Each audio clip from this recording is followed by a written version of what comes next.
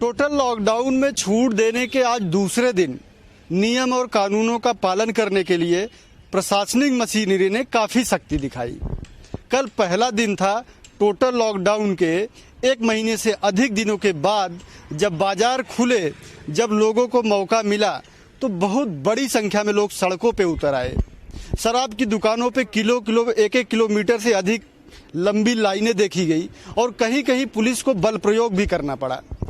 जिसके बाद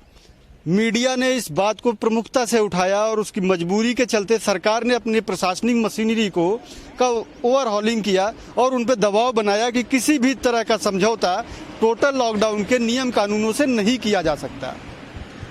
आज पुलिसकर्मी सतर्क दिखे, बाजारों में भीड़ कम दिखी, सड़कों पे लोग कम दिखे और सोशल डिस्टेंसिंग का भी लोग पालन करते हुए देखे गए। इसलिए जो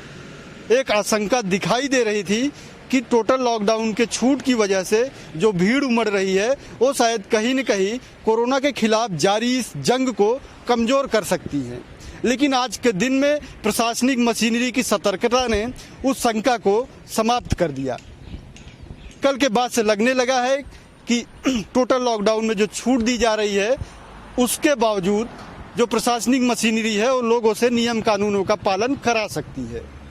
जिस तरह से कल लोगों की भीड़ देखी गई और शराब की दुकानों में 1 किलोमीटर से अधिक लंबी लाइनें देखी गई, सोशल डिस्टेंसिंग की धज्जियां उड़ी और गाड़ियों में 2 या 3 लोगों से अधिक के ट्रैवल न करने का जो नियम था उसको तोड़ते हुए लोग सड़कों और चौराहों पे देखे गए। उसके बाद जो आशंका एक पैदा हो गई थी उसको आज सरकार ने नियंत्रण में ले लिया। लोग सड़कों पे कम उतरे, लोग सोशल डिस्टेंसिंग का पालन करते हुए देखे गए। इससे एक बात साफ जाहिर है कि टोटल लॉकडाउन यानी जो 17 मई तक है तीसरे चरण का, उसको प्रशासनिक मशीनरी बहुत कायदे से इम्प्लीमेंट कर रही है और जो ये एक शंका थी कि लोग इस जंग को कमजोर करेंगे वो भी कहीं ना कहीं कम हुई है। मैं इसमें खड़ा हूँ हरिद्वार रोड पे और आप देख सकते हैं यहाँ भी 4 बजे तक छूट है गाड़ियों के आने जाने की, तो बिल्कुल सन्नाटा दिखेगा आपको और गाड़ियाँ बिल्कुल नहीं दिखेंगी। एसेंशियल और इमरजेंसी सर्विसेज के अलावा एक तरह से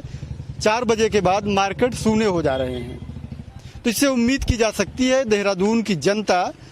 इस लड़ाई की गंभीरता को समझ रही है और शायद इसीलिए आज दूसरे दिन जब बाजारों और चौराहों का हमने निरीक्षण किया तो वहाँ पे लोगों की संख्या कम पाई गई और सोशल डिस्टेंसिंग जैसे एक बेहद बड़े हथियार का लोग यूज करते हुए देखे गए। तो हम उम्मीद कर सकते हैं कि आने वाले जो बचे हुए दिन हैं इस 3rd फेज के टोटल लॉकडाउन के वो अच्छे से चलते रहेंगे और इस महामारी का जो रूप है वो शायद उत्तराखंड में कम से कम विकराल नहीं होने पाएगा।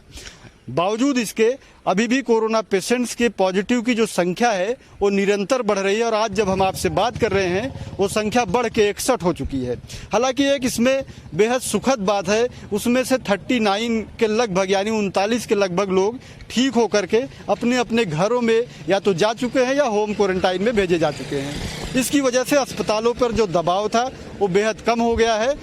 इसके बाद भी सरकार इस मामले पे कोई भी लापरवाही नहीं बरतना चाहती और टेस्टिंग की संख्या लगातार बढ़ाई जा रही है और स्वयं उत्तराखंड के उत्पल कुमार सिंह प्रतिदिन शाम को पूरे इस महामारी के जंग का जो डाटा है, जो आंकड़ा है वो मीडिया के सामने रख रहे हैं। तो हम कह सकते हैं सरकार और नागरिकों की गंभीरता के चलते यह जो जंग है जारी रहेगी और इसके जो कमजोर पड़ने की आशंका है वो खत्म हो चुकी है। कैमरामैन संचित शर्मा के साथ देहरादून से धीरेन्द्र प्रताप सिंह की रिपोर्ट।